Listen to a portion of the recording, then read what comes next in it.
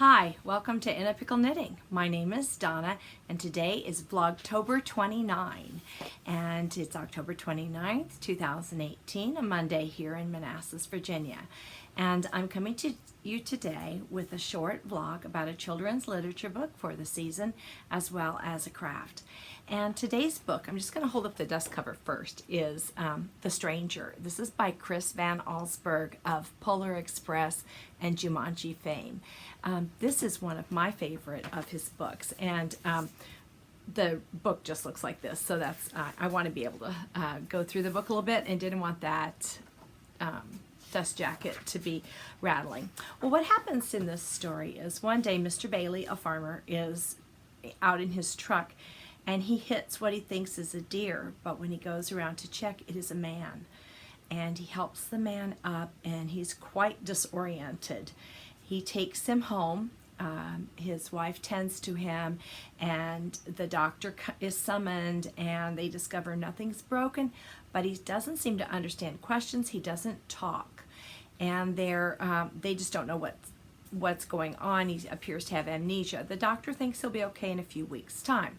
So he slowly makes his way around the farm and becomes part of the family. He seems quite happy there. Everything that he learns, he's learning for the first time, but he picks it up quickly, helps around the farm.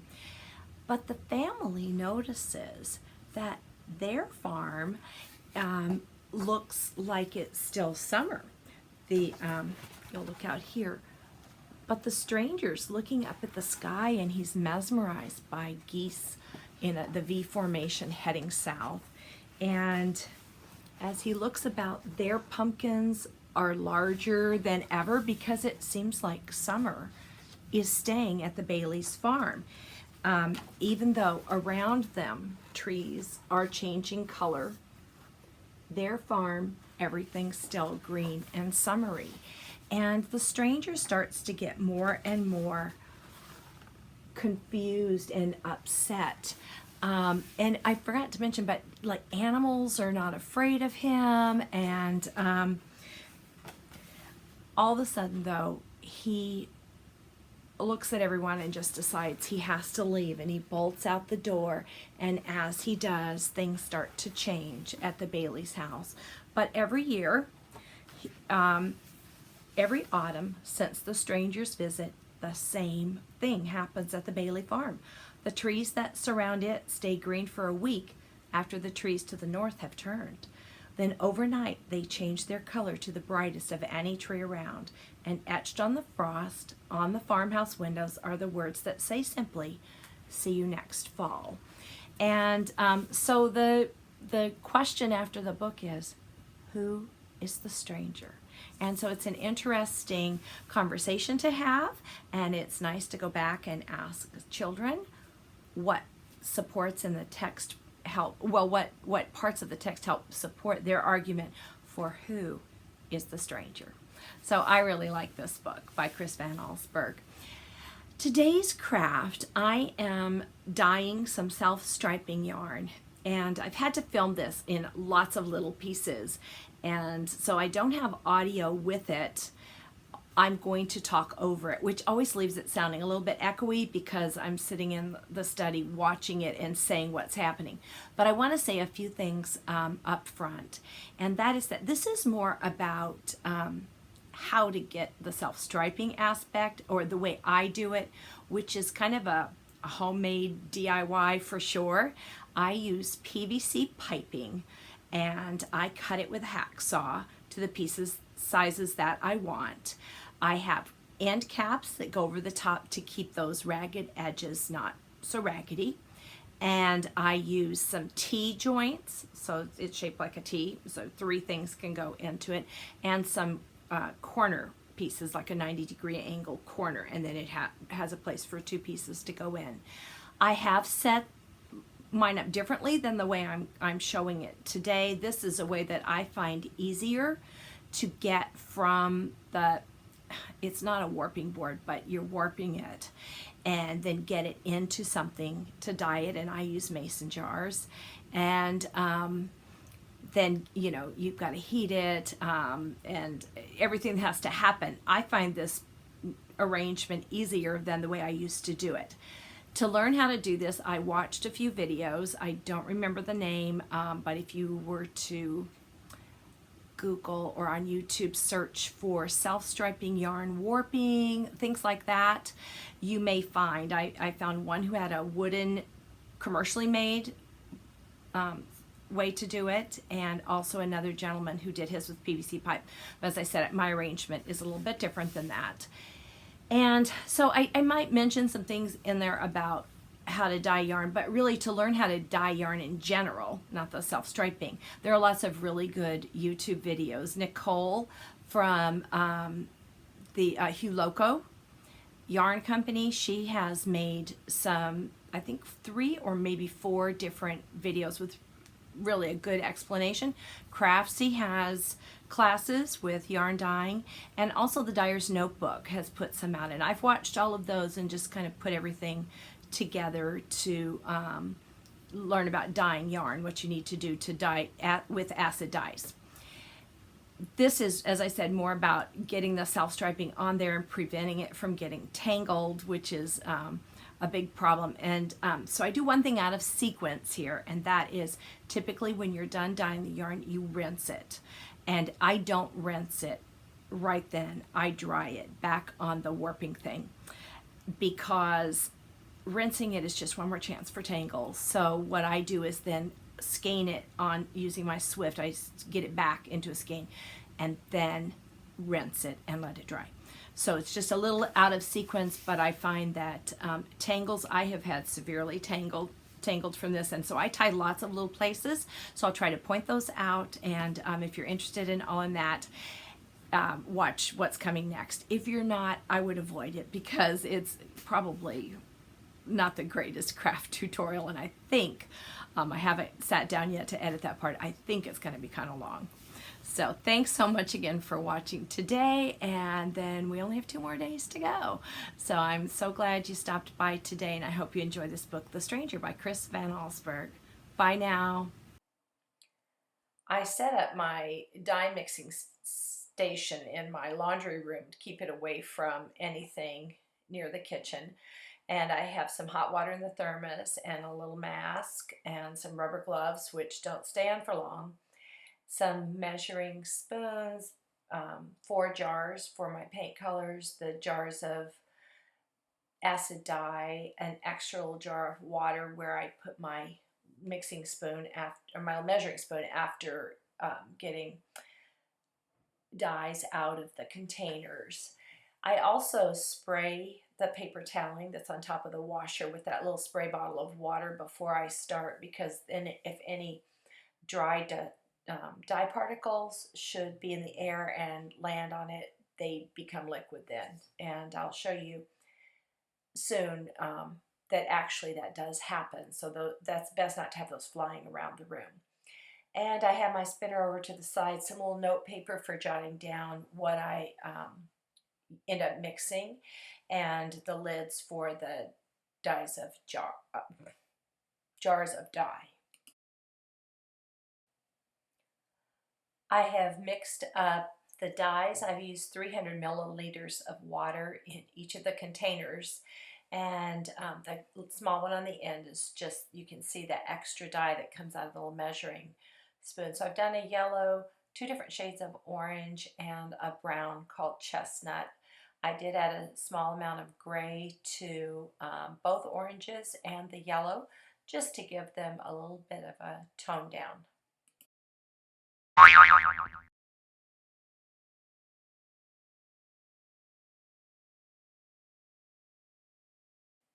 I always put a little strand of wet yarn down in the dye, just so that I can get an idea of what the color will look like. It won't be exactly like this, but it lets me know if I'm in the right range. So these are close to the colors, although they're a little bit damp, that I should get. Here you see what my paper toweling looks like after measuring up the dye. So that's loose pieces of dye particles that would have been in the air and have been captured on that wet paper toweling. This is the setup that I'm going to use today. The X on the top of the lower right hand corner tower is where I begin the yarn. So I have tied the yarn to that particular pillar. I need to know that that's where I started, and I'll also end in that spot. I will be showing you how I wrap it later. This is a close-up of where I've tied a little piece of grosgrain ribbon around where I begin. I need to know at the end when you're putting the yarn back on, this is where I started, and this grosgrain ribbon or whatever you tie there, it needs to be something that won't absorb the dye, like a cotton string would work as well. I just happen to have this on hand, and it's, you know, doesn't get in the way at all. When you wrap the yarn or this measuring tape around from one post to the next and back, you'll see that it's about 28.5 inches. This way I know every time I wrap once around, I'm going to get, after, because the yarn is going to shrink later, I'm going to get around 25 or 26 maybe inches, and that would produce one round on a typical 60 stitch sock. So if I do this 4 times, you get about 4 rounds, so you get a decent size stripe. And you can adjust that, do fewer times around. You don't have to do them all the stripes the same width, but I like to know that how many rounds it's going to make when I'm wrapping. So this will, one round will give me about 1 round on a sock. I hope that made sense. In order to keep the yarn from being tangled, I use the Swift here to just put my skein of yarn on, and I usually try to pull off as much as I think I'm going to use to do one wrap. And this is always my starting point where the X is, and I'm going to come around the back of it, and I've got little arrows here to show which way I'm wrapping. So that's 1, 2, 3, 4 wraps. So I should on this inside part have 4, but when I come around, and I have 4 on the outside too, but when I come around to do the next one, I'm going to end up with 5 on the back. So there'll be 4 strands on the front and 5 on the back. I just am going to pull this around and then stop and get some more yarn.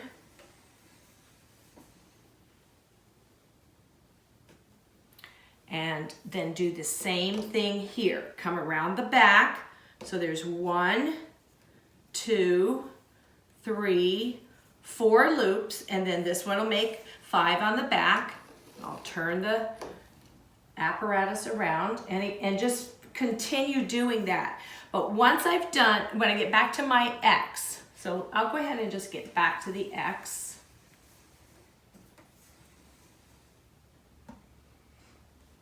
One, 2, 3, 4.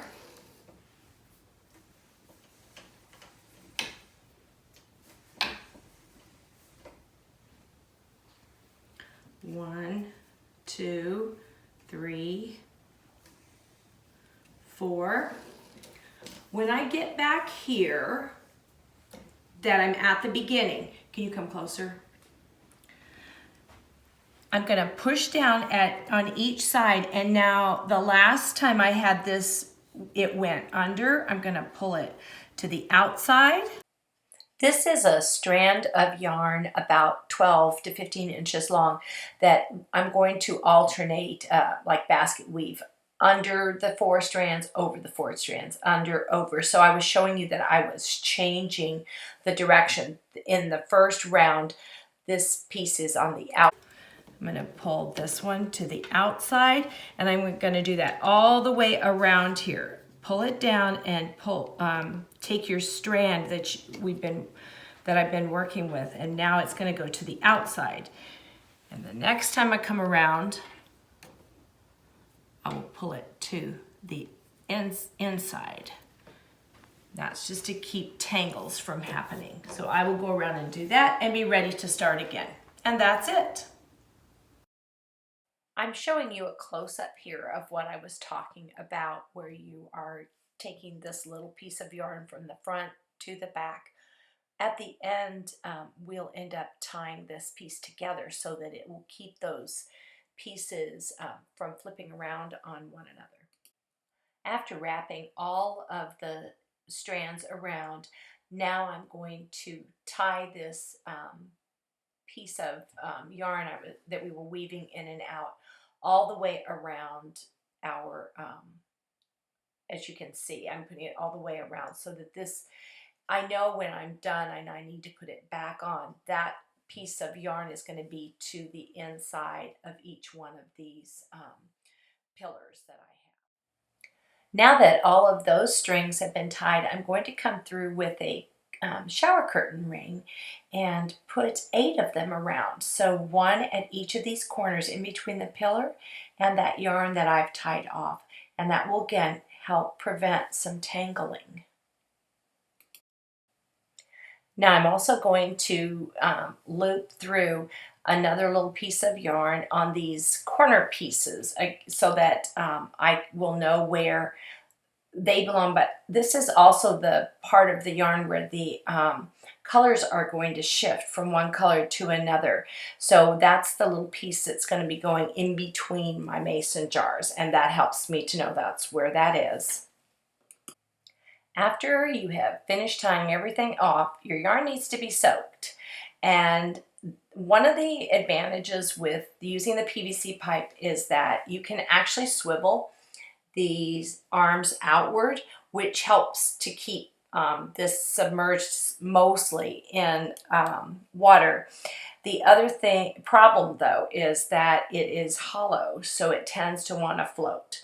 So you do have to find a way to keep it down. This is in my bathtub, which is, I know that this contraption will fit in there, so that's why I use that spot. One of the struggles is finding a place to soak it. I have a laundry sink that I can use that works, but I have to do one section at a time, just submerge one section at a time. So soak one section, turn it, soak another section, turn it. So this, I can get them all done at one time. When mixing your acid dyes, you need to use an acid, and I use citric acid. You can use vinegar instead. I'm going to make a 10% solution that I will be adding to the dye stock that I already made. That's why I left space in the top of those jars so that I could add my citric acid before I was ready to dye the yarn. I have 500 milliliters of warm water that I'm going to add 50 grams of the citric acid to. So this is the water. I'm using a scale and a little coffee filter, or the cupcake liner actually, to measure out 50 grams of the citric acid that I will add to that warm water.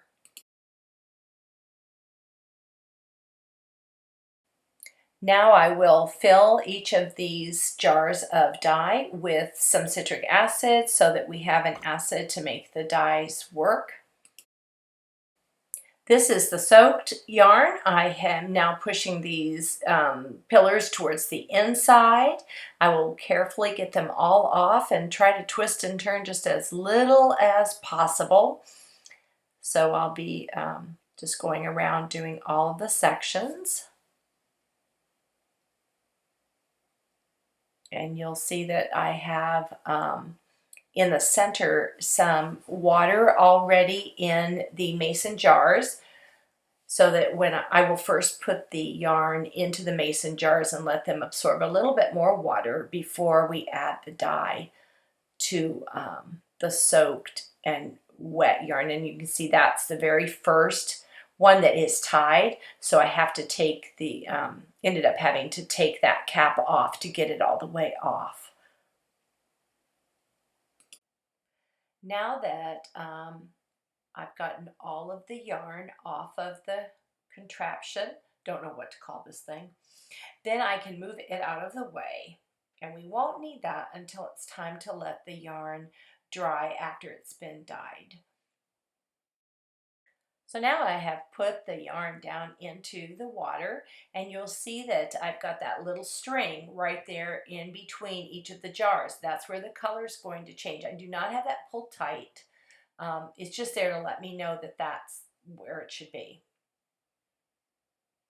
And now this is just another view of the yarn. I've tried to push it down in there a bit, and I believe add a little bit more water. It's time to start adding some dye. So I'm using a syringe. I happen to have a lot of these around, and it's just a little hard to pull while I'm filming with one hand and dyeing with the other. As you can see, I can't tell where I am, but I will add little by little. This is the chestnut color, which is going to be a brown, to the water that's in there. Now we're going to have a look at all of the different jars that have dye already in them. And I'm not too concerned right now about the yarn that's in between, because some of the dye will wick up there. And a little bit later on, if it has not wicked up, I don't want it to do it too much, I will add some with the syringe to those pieces that are in between the jars. I have transferred the jars of dye over into a pot that I use only for dyeing, and there is a little stand inside there that keeps them off the very bottom of the pot. I don't want them directly on that burner because the burner is on. I've turned it on to medium-high. As the water is heating in this pot, I'm taking the time now to add a little bit of dye to those pieces in between the two different containers, so that we're keeping a color change area there. And I occasionally move the yarn back and forth so that it's in the hotter part of the water, first from one side to the other, but I do this part first. I keep a constant watch on the temperature of the yarn inside the water, and you can see I'm using a digital thermometer there. This is Fahrenheit. And we're not ready to stop here, but I'm looking to be up above 180. Here you can see me moving the yarn from one side to the other just to keep it in hot water. And I just kind of go back and forth. The yarn is starting to absorb a lot of the dye at this point, so there's not a lot of extra dye in there. It's mostly just warm water, and you can see here I'm checking the temperature. Once it starts getting above 120, I start watching it pretty closely, and this is probably every minute or so I'm checking. You can see here that the water is at a boil, but inside of the container there, I'm only at about 165 degrees, but it is going up quickly. So I'll be keeping a close eye on this and be back with you when we get a little bit closer. So we're in the 180s here, and I'm going to be turning off the heat shortly. And when I do that, I will be leaving it on the burner. It's an electric stove, and so it will keep some heat there for a bit. And I'm also going to cover the entire pot with some foil just to trap the steam to keep everything nice and warm. So we're covering it up with some foil and let it sit and cool. During the heating up process, our yarn has shrunk, and so now we have to put our yarn back on this assembly in order to let it dry and not get tangled. I've covered my counter with some cling film, and I'm going to be changing the length of each of the sides. So it's PVC pipe, I can pull it apart, and I have the length pieces in there right now, but I'm going to change them to shorter lengths. The yarn I do not want to stretch the yarn at all, so I want to use shorter pieces now. I've switched out the longer pieces for shorter pieces, and you can see the longer ones off to the side, and those will be saved for another time when I am ready to wrap yarn again. So we will be getting ready to put the yarn on here once it has cooled. The yarn sat in the pot for a while covered, and then once it had cooled, I've moved it out of the pot so that it can continue to cool. In fact, this is overnight. I'm also going to show you what the water looks like right now. The yarn has absorbed almost all of the dye. You'll see it looks very clear. The color that you are seeing is actually just a reflection of the color through the light. When I pour this off, it will be clear water. I've set the yarn up and pulled it out around the mason jar. As you can see, that is clear water, onto an absorbent, several layers of toweling, so that a little bit of the water can be absorbed down in there to start the draining and drying process. A little of the excess water has been absorbed by the towel, but now I am going to put it in the spinner and very lightly spin off a little bit extra water just to speed up the drying process. Now I've put the yarn inside of the assembly, and we're going to use our markers that we had set up before dyeing the yarn to replace it on these the same assembly in the same way. I will start with the X, and remember I had that blue ribbon there that lets me know where to start, and I will set up the yarn the same way that it was. You'll notice I've got my little pieces of yarn over the, well, it's hard for me to point to it. Here's a little better picture, and if you pause this and look carefully, you'll see that it is set up the same way that it was when I took it off of here. It's just that the bars are closer together, and we're going to let it dry this way. I do usually raise it up off of this and put a towel underneath it. I sit it up on some blocks just so that it has a little bit of air going around it to speed up the drying, because it is a long drying process. Okay, the yarn has dried, and so now I'm going to show you some pictures of how to get it set back up there and get it off of the this assembly and back into a skein. That piece of ribbon signifies where I tied the beginning of the yarn to the end of the yarn, and we're going to want to get that cut apart so that we do have a beginning and an end. I will start removing the curtain, shower curtain rings from here, and we'll also be cutting off those little pieces of yarn that were in between them. All of the rings have now been removed. And now it's time to cut these pieces of yarn. We also need to cut those pieces that were in between the color changes. Here are all of my little cut scraps of yarn that are going to let that skein be unwound now. Now we're going to make sure that everything is unwinding correctly. Sometimes you'll flip something over and have to fix that. So make sure that you get it unwound correctly at least once around before you start to skein the yarn.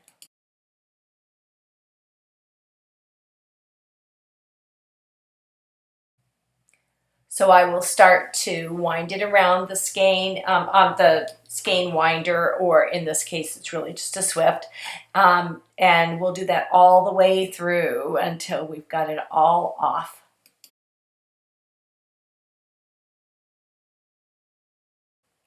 So now I've gotten it all unskein, and I'm going to tie it up, but unfortunately you're not able to see how I'm tying it up. I'm just going to put 2 ties in, because then we're going to go through and do the rinse. So I just need to get it ready to rinse. I'm also going to put 2 of the shower curtain rings on there too, and that'll help me keep it from getting tangled while it's being rinsed out.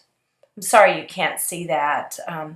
I'm so bad with knowing what's going on there, but you can see there now I'm putting the shower curtain ring through part of the piece that's tying it up, and I'll do that on both sides so that it keeps those in place, and it really helps keep this from getting tangled up while I'm rinsing it.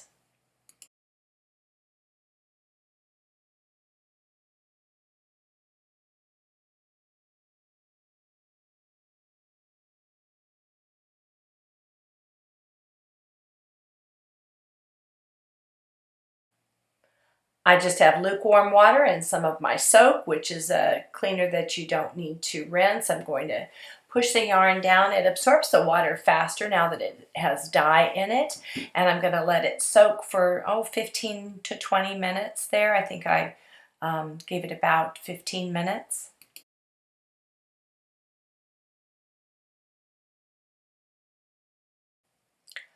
I'm going to rinse it up and down, just trying to make sure that there's any residual bits of dye in there, that I get them out before it starts to dry. I'm going to try and press some of the water out of this, and then I'm going to spin it to get a little extra water before we hang it to dry. I just use a salad spinner, and I'm trying to make sure that it's evenly distributed with the weight, so that it, again, to prevent tangling in this process.